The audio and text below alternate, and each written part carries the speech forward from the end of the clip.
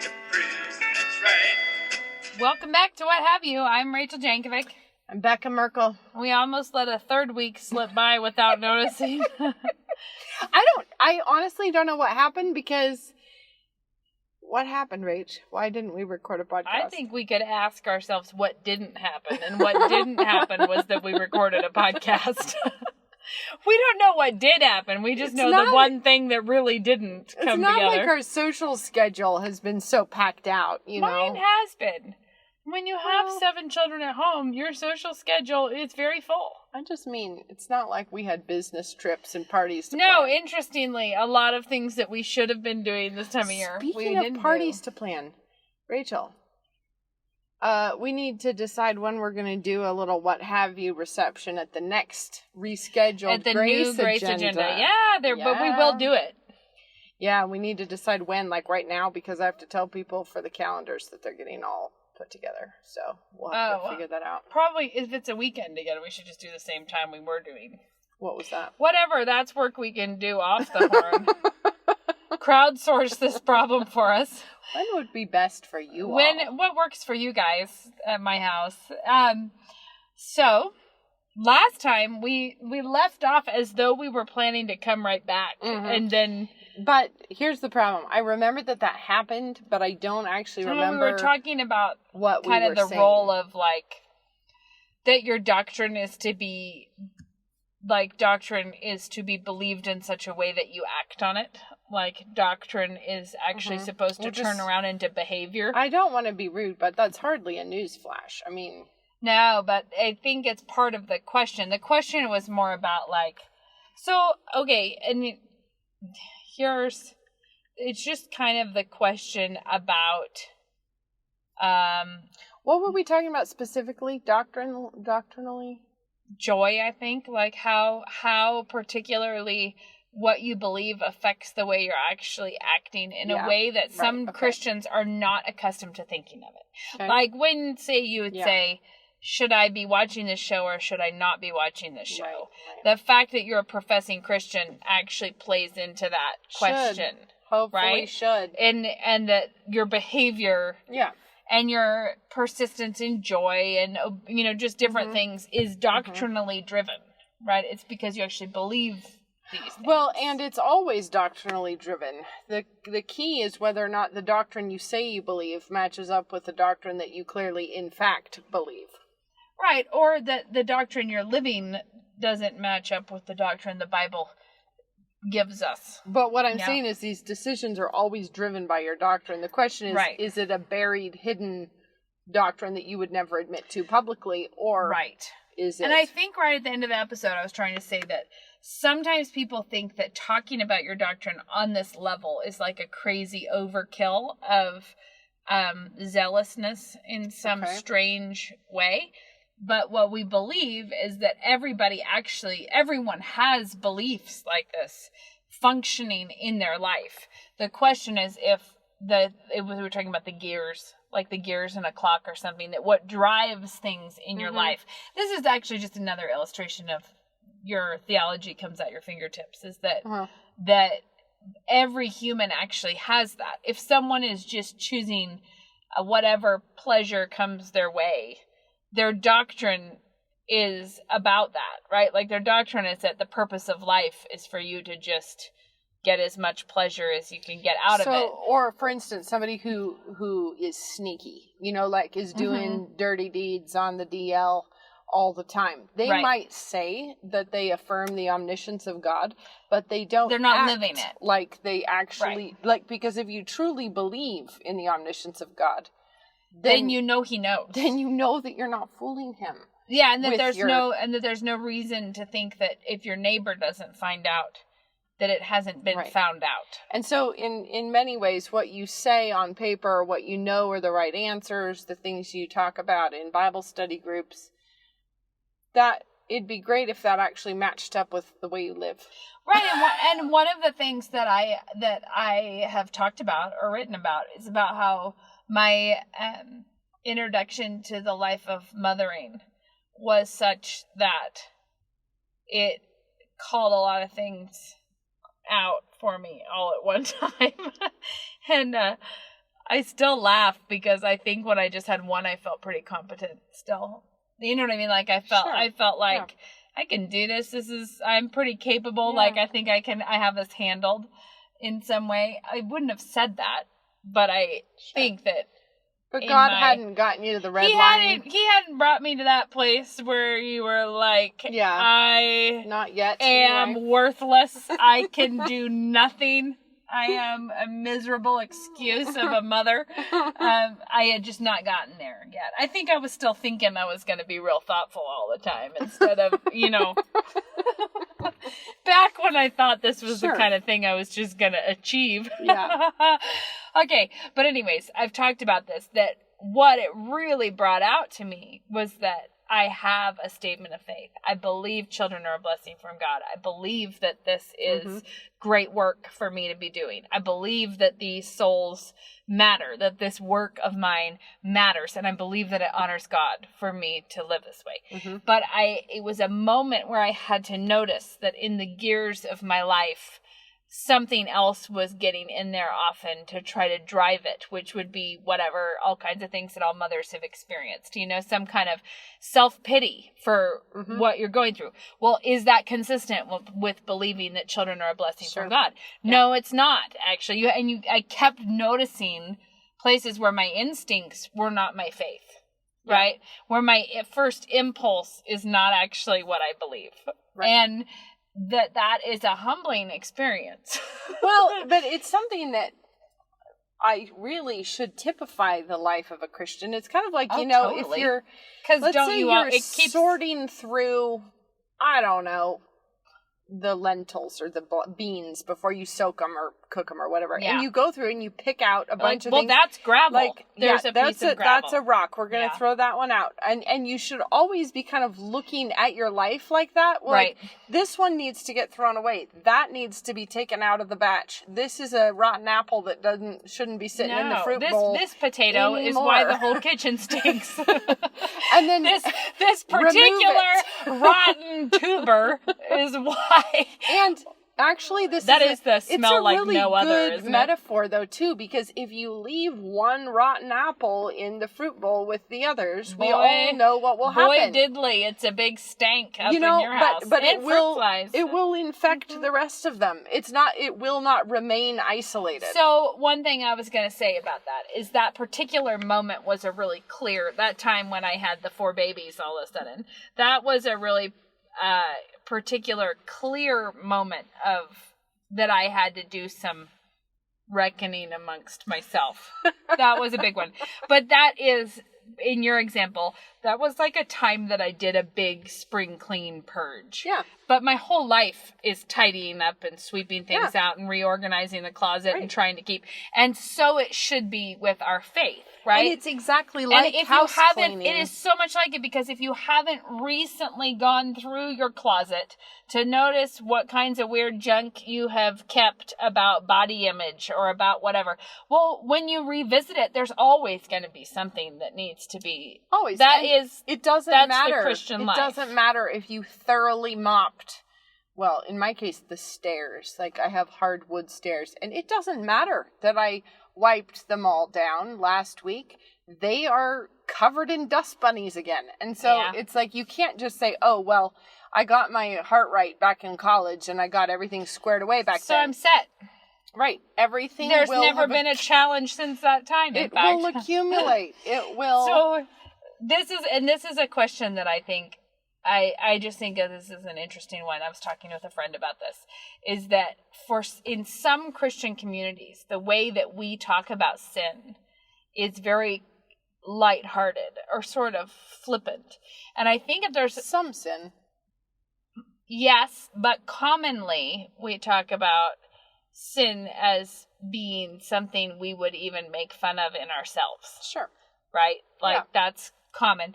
We wouldn't think it's funny when it is a grand scale sin. Is not funny at any time. Like, the life destroying sins are never. No, you never just sit and joke about it. That never fodder for a ha ha. Yeah, that your good friend's husband cheated on her. No, and nothing's funny about that.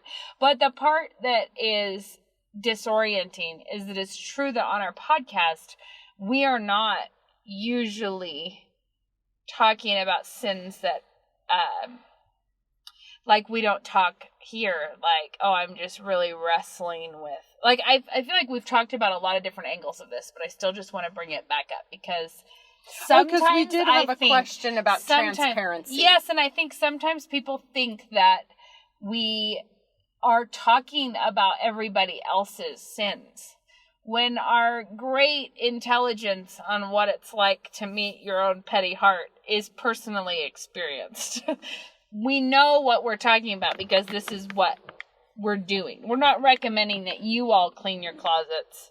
Because we never have to. Because we've never had to do that. We're talking about... Well, I did have a thought about that. So, we had a question about, basically, why don't we share what we wrestle with and what we're struggling with and the things that God is teaching us and the real, like, sort of bare our souls a little bit more on the podcast. I feel like very little has been held back on this podcast. So it always surprises me. But still, I do have a thought. And I think that both of us are actually opposed to doing that in a particular way. And you're right that we do talk about stuff. You talk about, you know, we tell stories about the time that what was your thing about, I'll never let you have curtains again? Yeah, okay, but see, even that actually came up in a conversation with someone because, and I just wanted, this is an aside because I want you to say what you're going to say, but that example, she said, is an example of when you said you almost did something bad, but you didn't. As though it's like, but part of the thing is that I would say that when I tell that story, that I almost told my kids they could never have curtains again. The fact that I didn't say it was not because I didn't sin. I didn't say it because that was the moment wherein I saw how profoundly stupid my sin was. So I think I was already in sin. Yes. Even though I did not yell at my children about the curtains. Sure. I just heard myself 10 seconds ahead of myself and thought, what a profound ass you're being right now.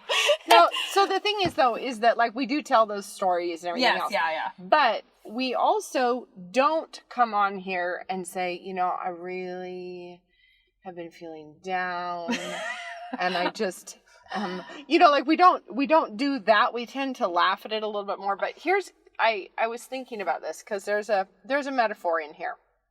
So, never. We don't do metaphors. No, never. Yeah. But okay, so I hope it runs away with us. You'll be real proud of me. I've been being so diligent on Weight Watchers. I've just congrats.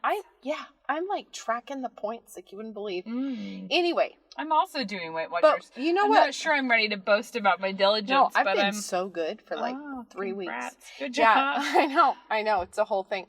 But here's what I would like to point out.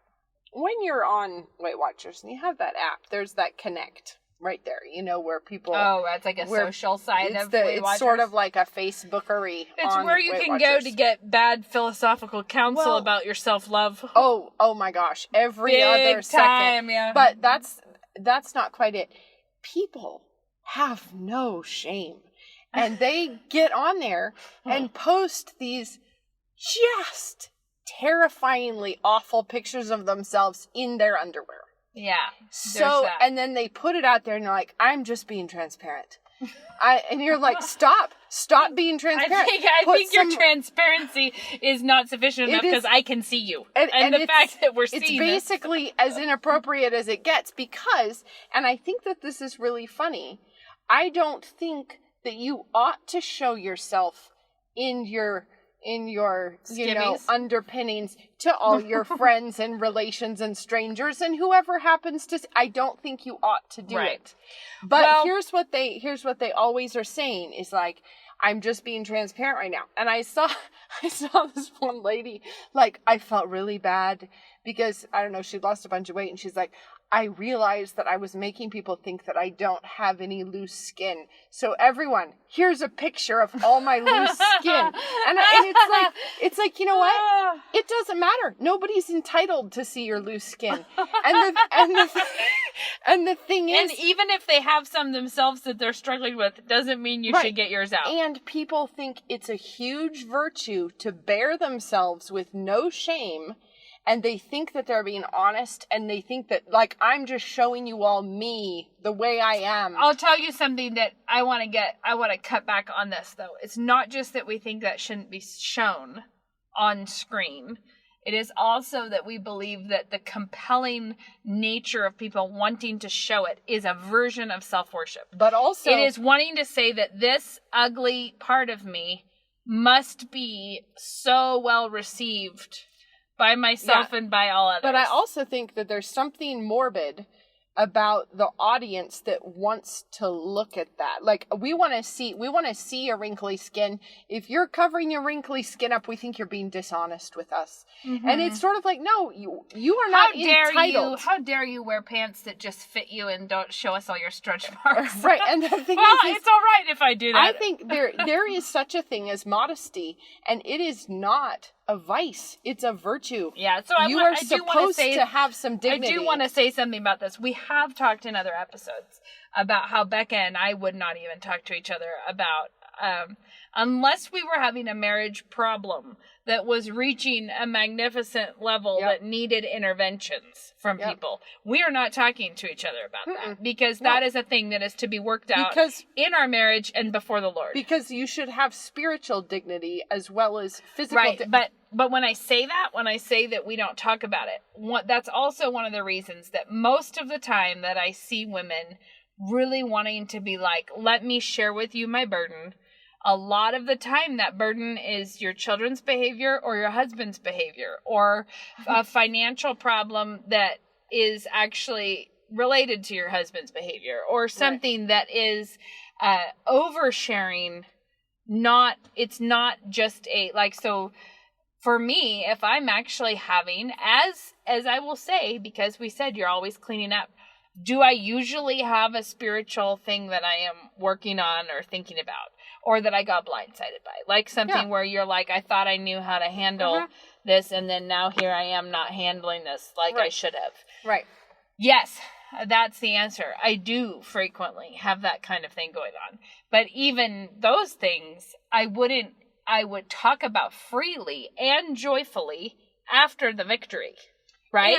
And that's what, without all the details, probably. Right. Too. Oh, more like in general. Them. Because so often, if you're actively being provoked, it's by someone else or by some situation that you can't talk about publicly.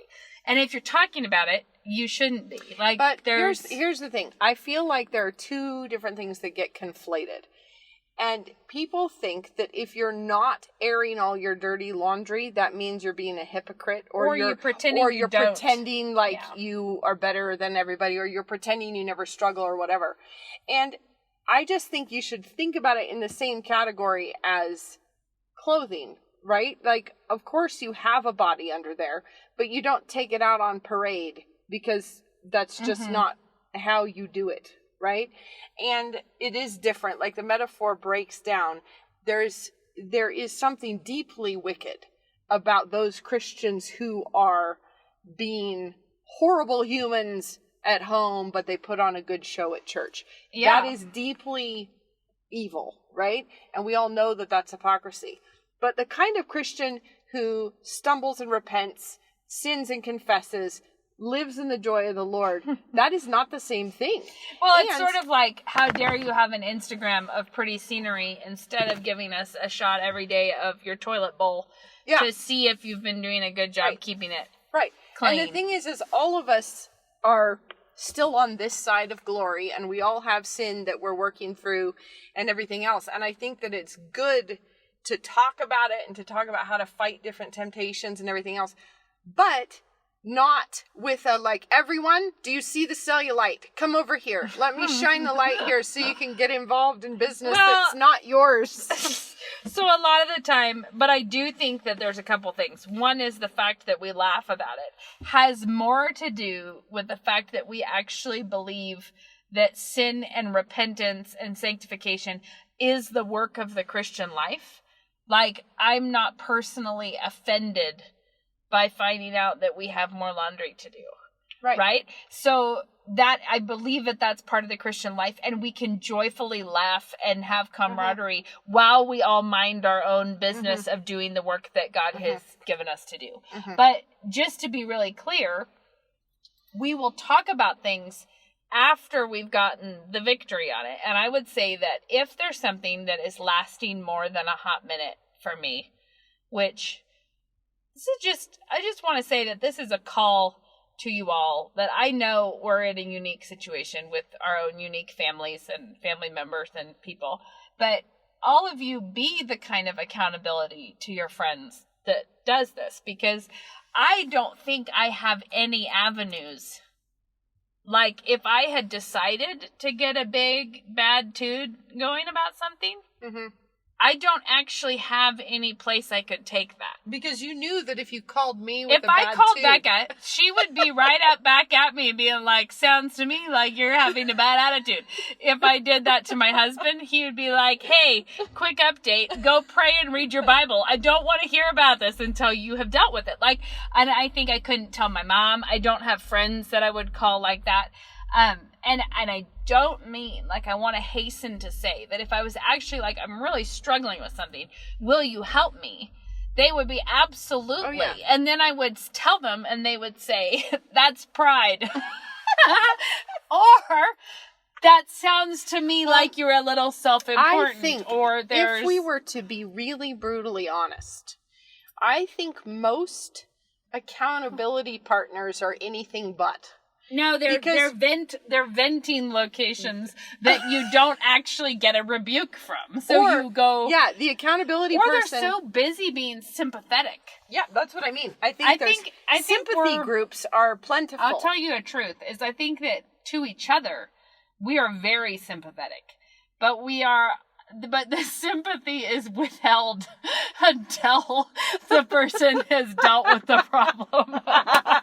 Don't you think that's fair? Well, because if you called me and you're like, I am so ticked off right now about thus and such, I would never be like, I am so sorry. Like, I feel like we actually play devil's advocate with each other way more. Like, you cannot assume that that's what's going on, and I think maybe they think you're being difficult. But here's the thing. If your kid had a whopping splinter and they brought it to you and crying and saying it hurts, you wouldn't be like, I'm so sorry, here's a Band-Aid and a lollipop.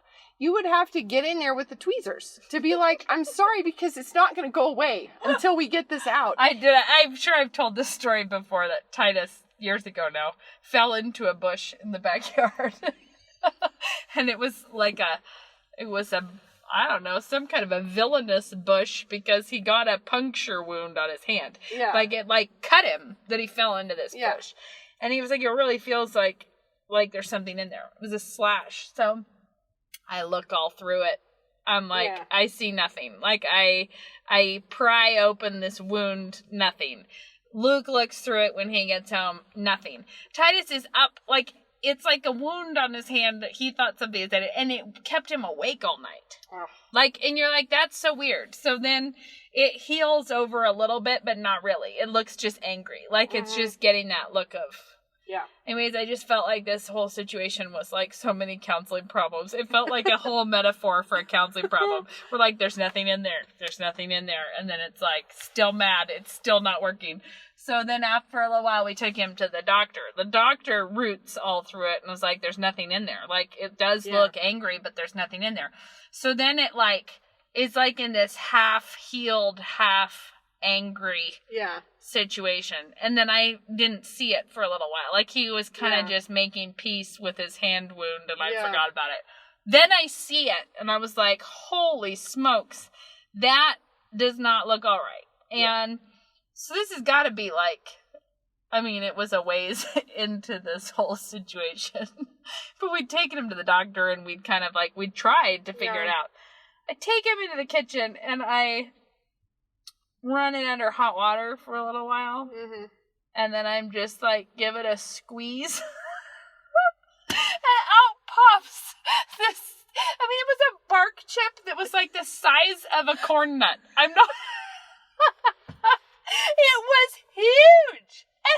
it had gone, it must have like been behind a muscle because 3 adult humans with tweezers had searched about for it. And he was like, it just really feels like there's a sliver in there. And then we're like, there's nothing in there. And then the body, being angry and producing pus, worked this bark chip up to the surface and then it popped out. But I like jumped like you. But anyways, bad. The reason I say this is that I don't even know what reminded me. You said sliver. Because as long as it's in there, it's mad. It doesn't matter. It doesn't matter how much sympathy you give it. Yeah, like if I kissed that a bunch of times, nothing would have gotten better. No. But you had to squeeze the dang thing. And after you get it out, then you can put the Band-Aid on and be like, okay, now, like, but you got to get through the nasty bit where you're scrubbing the gravel out of their skin knee. Yeah. And you can be kind while you do it. You don't have to make it hurt worse than it needs to. But at the same time, like, that as long as the pea gravel is embedded in their knee, nothing's going to get better. Now, so sometimes I've heard from women who will say things like,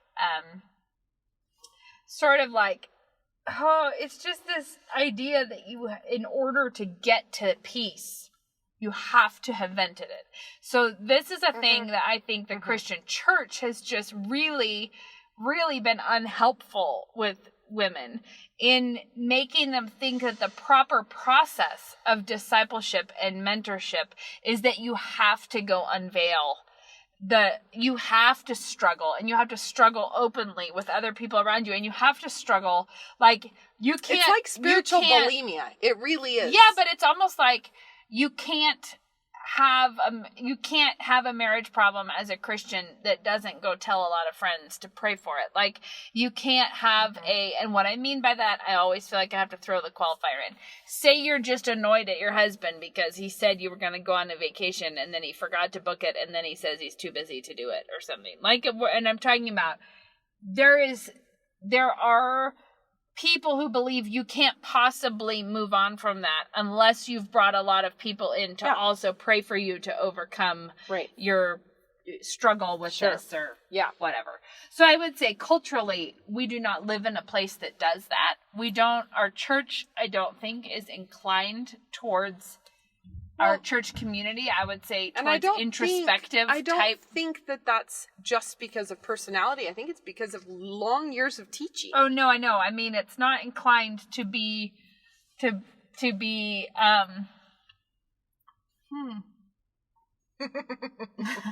Moses is mouthing something at us from the house window. I'm not sure what he's saying. Yeah, he's got something news. All I'm catching at the end is mom, is what I catch at the end.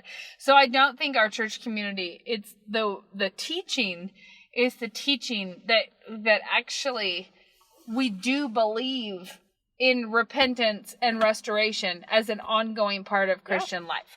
So there's no denying that the sins happen, that you get annoyed at people or self-important or stupid about assorted things, but we also just think it can be cleaned up as quickly as. But here's the other thing though too, is that does pair with a certain approach to forgiveness as well. Yes. Which is that once it's dealt with and taken care of, it's gone. We don't just talk about keep it. Talking for a minute that'll about be that. casual. It'll be fine. That'll be easy. She's going to get out and deal with Moses. So I'm going to just talk about forgiveness. But it is true that if something is forgiven, we know that Christ says that he puts it as far away as the east is from the west. And if Christ is willing to forget it, then surely we should also be willing to forget it. So if your husband has apologized for something, let it go. And if you find yourself going back to review the game footage again and again and again, that's your sin problem. It has a name, even. Not his. It's an unpopular name. Bitterness. Exactly. But the thing is that, like, when you have, like, let's say you have a bump with your husband, you both apologize, you both, take care of it, confess it to God, you're back in fellowship. That means it's done, and you don't need to go tell anybody else about it. You don't need to review it yourself. You don't need to think harder about it. It's just done. Just let it go into the past. Let it get forgotten, because Christ has forgotten it. I want to say something else, though, that's important. But that also that means I've said this before in when we've talked about marriage, but I think that there's a fundamental thing that women have to get their head around, that living a home life that is not driven by and dominated by drama is actually more interesting. But for many, many people, drama is the reason for things. Like, it is, and I think that while it's true in personal relationships, that people don't know how they could have a romance if they weren't having big misunderstandings all the time, or being angry at your husband. Like, if I wasn't, like, there's this desire to be like, well, how boring would I be if I was just like, hi, sweetie, when he came home? If I wasn't huffing about how hard my day was, would I even be a wife? You know, there's that kind of question. Well, but that's also true in your spiritual life. Oh, yeah. That people think that you're not having a spiritual life if you're not having an incredibly turbulent spiritual life. But the reality is that there is a very different kind of steady joy, and it's not stagnant. Like, the idea that faithfulness and steadiness would produce stagnant, boring spiritual life. So they think that if you're really having an active spiritual life, it will be a great turbulent affair. Right. Where every day is a new near-death experience, where you almost left the faith and you almost lost everything, and you have no love anymore for this. And, you know, like, and so there's this idea that to keep it fresh, it has to be volatile. Right. But also, I think everyone has gotten pretty delicate about calling anything a sin.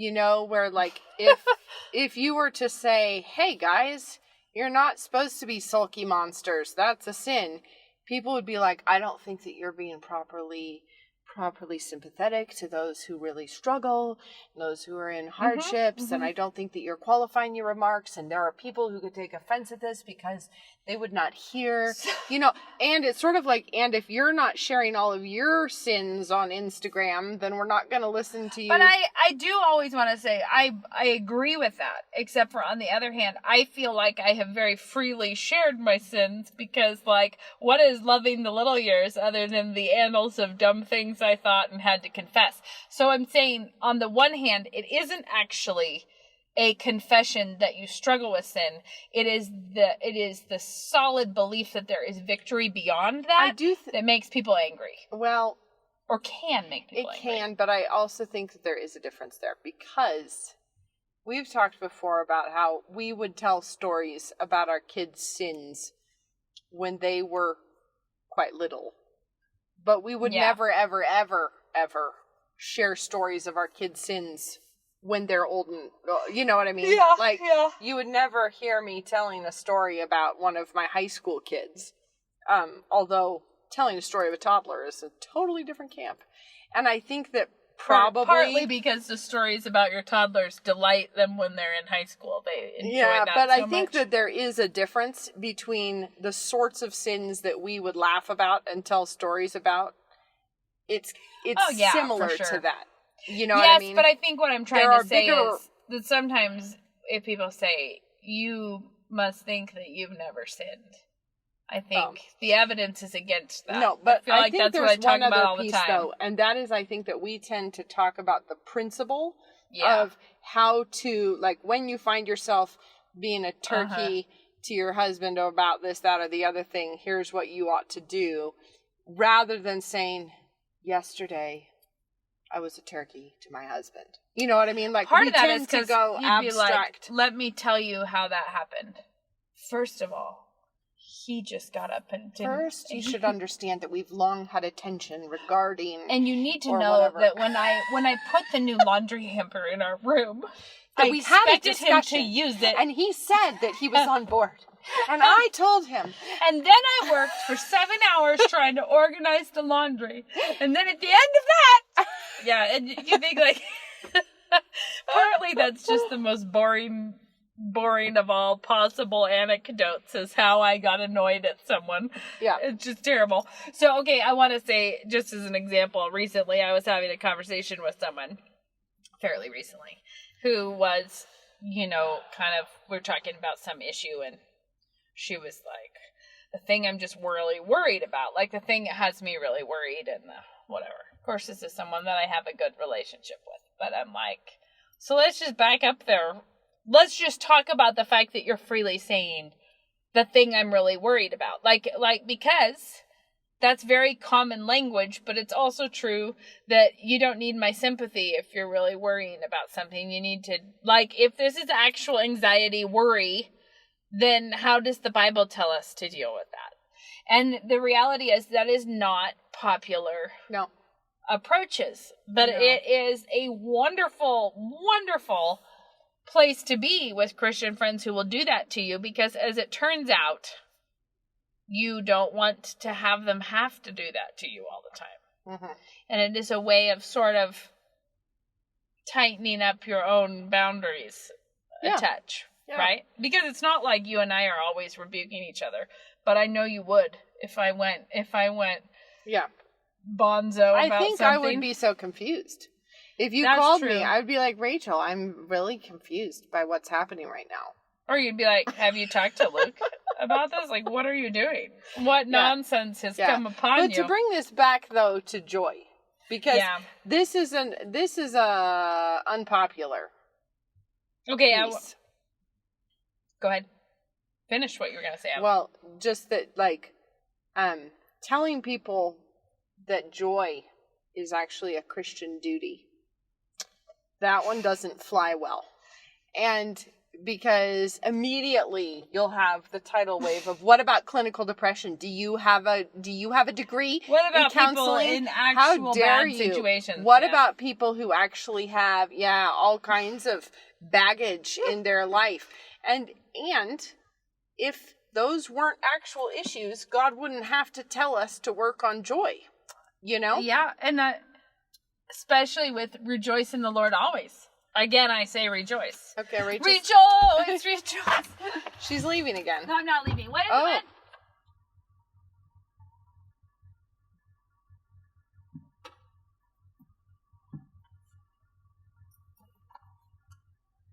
Okay. That's a big highlight. He's getting to actually play the Nintendo Switch. Oh. So he's needing to update me about how it's going. It's important. But the thing is that, I do think that there are a whole bunch of basic Christian doctrines that when you put them all together, you should really realize that there is no place in the Christian life for mopey, complaining, self-pitying, Well, just a great thing is that, the assumption about always be prepared to give an answer for the hope that is in you. Now, that assumes an awful lot about what unbelievers will notice about a Christian. Mm-hmm. What is the overarching noticeable feature? And that is the hope that is in them, which means a very different kind of demeanor in life and in the world. And we all know the fruit of the Spirit. What is supposed to be an obvious fruit in a Christian's life is joy. It's right there at the top of the list. Well, all of those merged: love, joy, peace, patience, kindness, gentleness, goodness, self-control. Do you see anywhere in there the fruit of the Spirit is vulnerability, wrestling through the dark times of sin together? Those are modern day fruits of the Spirit. Now, here's the verse that everyone is going to go to. If you say, hey, Christians, you should be joyful, the immediate response is going to be, no, you are supposed to weep with those who weep. I just had an Instagram post about this, and then I got a lot of... I will tell you that it is a kind of thing that makes you go, "Ma!" Because I was talking about how you need to point to Christ, that Christian friendship is a friendship of maximizing Christ. That we are not minimizing other people's struggles to maximize Christ, but it has that effect. If someone is let me come. Someone wants to pour out the grievousness of their problems of the day, and they may be genuinely difficult or hard things. Yeah. Well, when you point to Christ, it has the impact of minimizing. It's not that you're not setting out to try to minimize their problem. Right. But when you draw their attention to Christ and how much bigger this is than us, some people will take that as an offense of an effort to minimize them. And to be clear, if, like, your friend, I don't know, is going through something really traumatic, you shouldn't go and say, it's not that bad. I've seen Chin worse. up! Yeah, no, you don't do that. I've seen worse. Other people have harder. But this is what I want to say about that, is that, and I did say this a number of times in the comments, like, I don't know a faithful Christian who can come alongside another Christian in a tragedy and talk of Christ and not be weeping with those who weep. Oh, exactly. Like, do you think you can really go sit with someone who's having a tragedy and talk of your dearest hope and why we think, like, you can't do that without weeping with those who weep. But that what they think of, and this is really interesting, is that people think of pointing to Christ as being like running by with like one of those guns that throw t-shirts out into the crowd of Bible verses that are just like kind of like inanimate, clunky Bible verses that will just ping off their poor grieving person's forehead. But the reality is that if you yourself love Christ and believe Christ, then when you express that to them, of course it is full of emotion. No way could it not be. And the duty of joy in a Christian's life is not the same thing as saying that means you can never have a hard time, because you have to be joyful. You have to put a happy emoticon face on you no matter the what. Yeah, or you're not allowed to have any loved ones die, because that would be you being sad, and Christians aren't allowed to be sad. It's not that. It's being able to have the joy of the Lord even through terrible trials. Yes. That's what joy is supposed to be. It's not to pretend that there's no such thing as sadness or there's no such thing as a trial or whatever. And Paul acknowledges, he knows how to be abased. He knows how to abound. He knows how to be full, how to suffer want.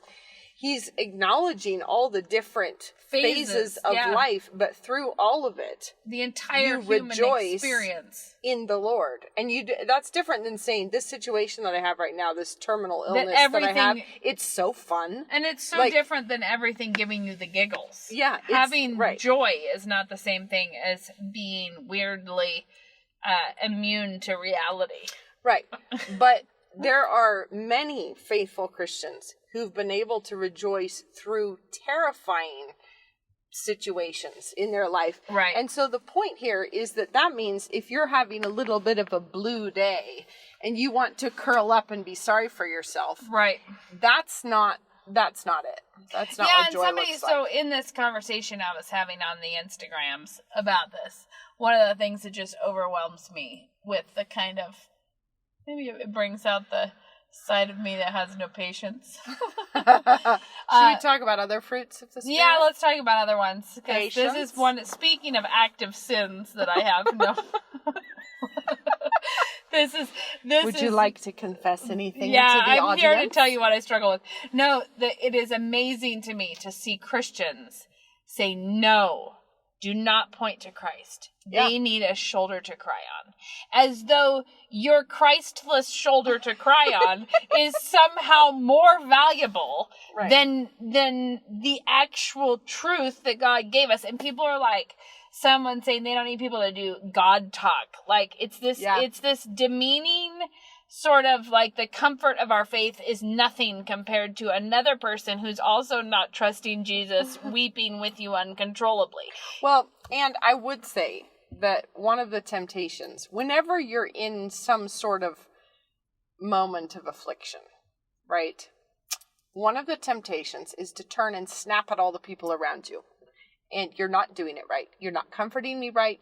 You're not, whatever. And that is something that, if somebody else is doing that, you bear with it and let love cover it and whatever. But you should really fight that tendency in yourself which is if I'm having a sad time, everyone else has to do everything exactly the way I want it because I'm the victim here. And so they need to comfort me the way I specifically prescribed for them to comfort me. It's been a hot new trend over the last couple of years, I think, maybe 5 years, I don't know.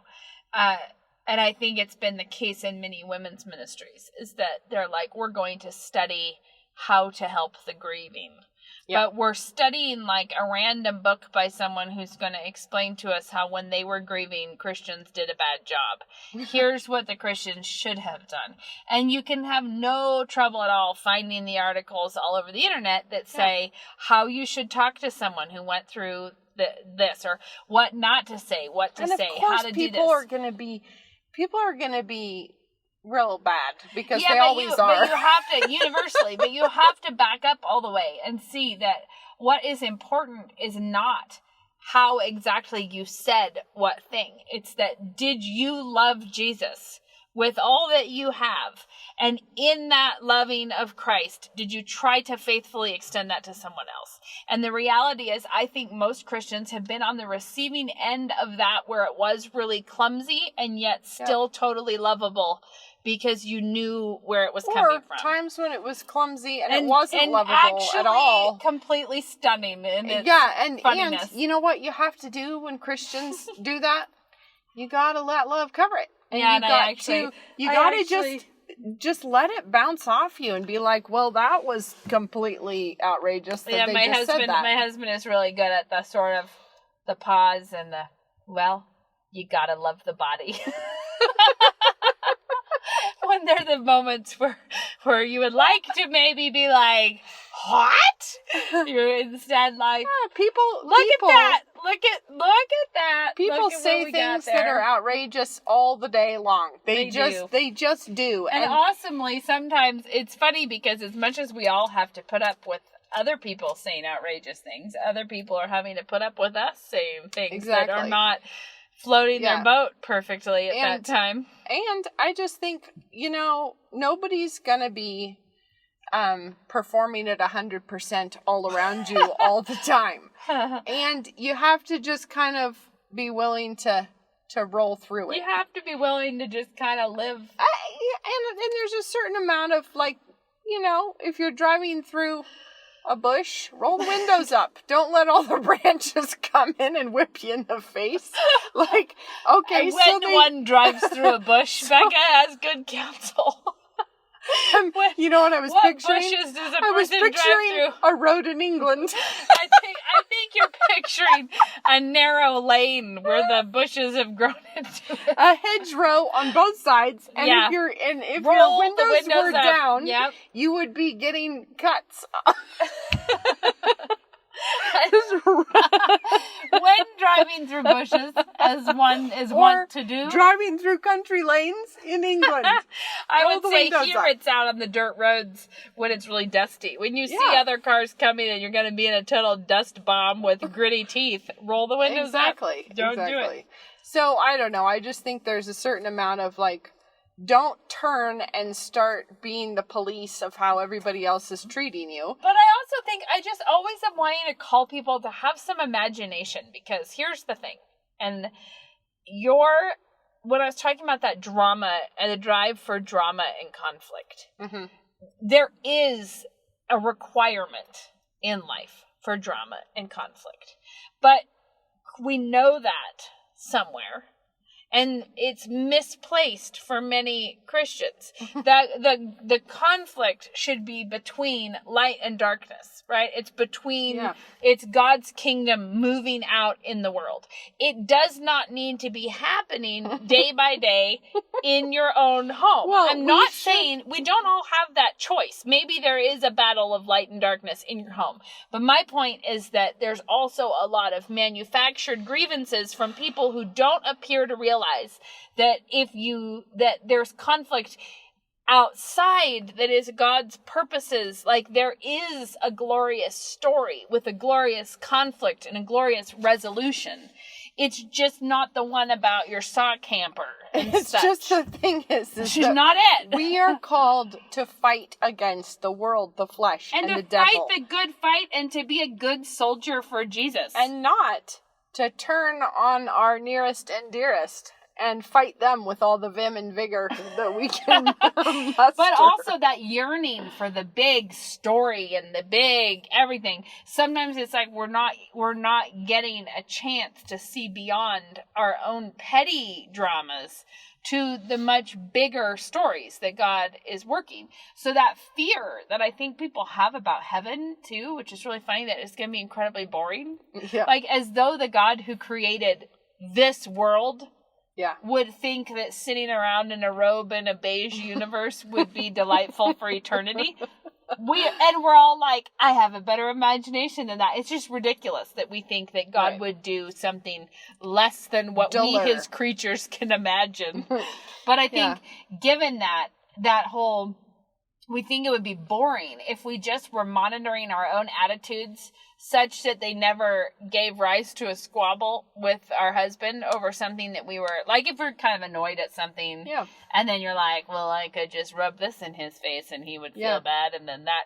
Well, what if you just didn't? What if you instead were... Well, you know those moods you can get in for whatever horrifying reason, where you just, it's like, I want to have a big I'm ready to throw it down mess right now.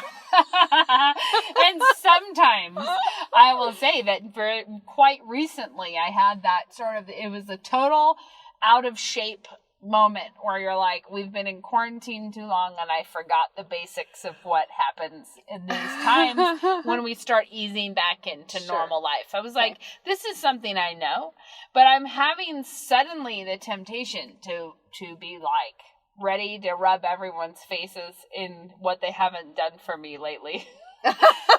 where you want to be like, and I see your socks on the floor over there, and I know it's malice. It's malice that you did that. You know, you're like ready to really let it rip. Well, I had this moment where I see that. I see clearly my own heart's desire to start saying things that I should not say. Start a rumble in the house.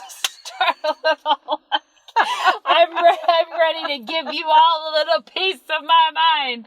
And then right after that, I didn't. I recognized upon feeling the feels of my heart that this was not going to lead anyone to a more rewarding situation. So I stomped on my own toes and made myself like, no, you know what I mean? Like, I will not do that.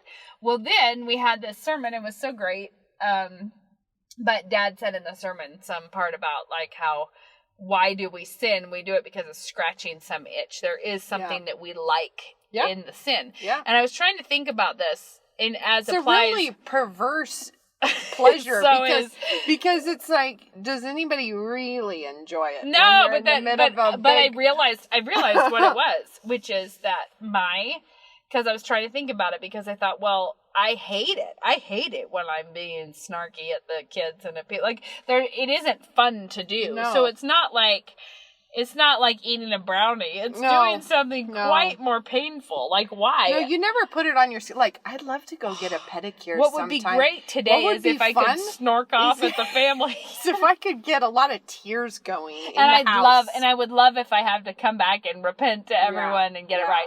Well, I was thinking blow about... most of a Saturday on it.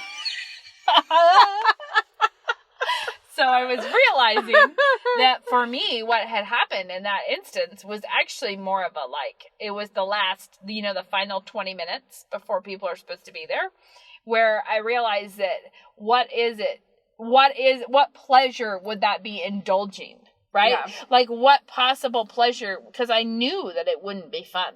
Right. So I don't know why, and I was trying to think about, I know it's true, and I realized what it is. The pleasure it would be indulging would be in separating yourself.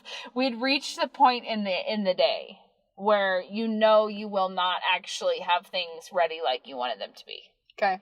Right? Mm. You actually know now that people are coming to your house with smudgy glass. So it's like ejecting from the airplane? I think it is like saying, I'm going to get myself out of here so that I do not, because if I stay calm and I accept the way things are and I continue to be loving to everyone without rebuking them about it, then I am actually owning the situation Yeah. as mine. Whereas if I become randomly combative, the smudgy windows are their fault. Yeah. Not mine. Like, Right. it was me trying to get myself somewhere else. Oh, yeah. And praise the Lord, I've had enough experience with being that snort toot of a person that I knew I did not want to do it. Right? Like, I've done that enough times in my life to know that is, it is the way of no reward. Nope.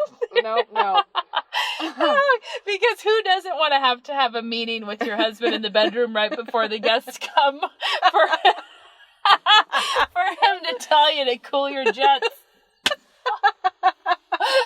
So here's my point. My point is that sometimes it's really helpful to think through, why would I choose that drama when what I wanted was for our house to be more together for company? Most oftentimes it is a big I don't know, you're trying to deflect attention away. You're trying to create we want to create a diversion elsewhere from. Yeah, and why you would be more pleased if everyone didn't think it was your fault that the glass was smudgy. But it'd be good if they could think it was your fault that you had a family meltdown. Yeah, that all the kids are walking around looking a little gun shy. That can't be my fault either. We're all doing really well here. Anyways, all of that is just to say it's helpful sometimes to evaluate, why would I want to indulge that pleasure? What is it that would make me, like, for instance, if you want to vent all of your sins to a friend, what would make you want to indulge that? Does it make you feel serious or pious, or... No, it makes them say, no, you're not that bad. Well, maybe, but it is also true that it might be kind of a little... Siri didn't get that on my Apple Watch. I don't get that. Could you try again? Try again, right? Anyways, all this is just to say that the idea between walking faithfully all of your days is going to be the same kind of work as housekeeping and just maintenance. Like, it's like keep a garden all of your days. Like, work all of your days before the Lord and for His glory and with His guidance, and try to make it better. Him. And trust Him that obedience actually yields beautiful fruit. Yeah. Instead of just kind of following your own heart, to whatever sort of evils it is inclined. Exactly. All right, well, now we have to go pick our kids up. Yeah, we do have to pick kids up. We gotta go. And we're not even going to give a tip. Are we going to give a tip? We can't, because I'm almost late to pick the kids up. So. I am too. So. All right. Well, guys, see you later. It's been great. All right, bye-bye. Bye.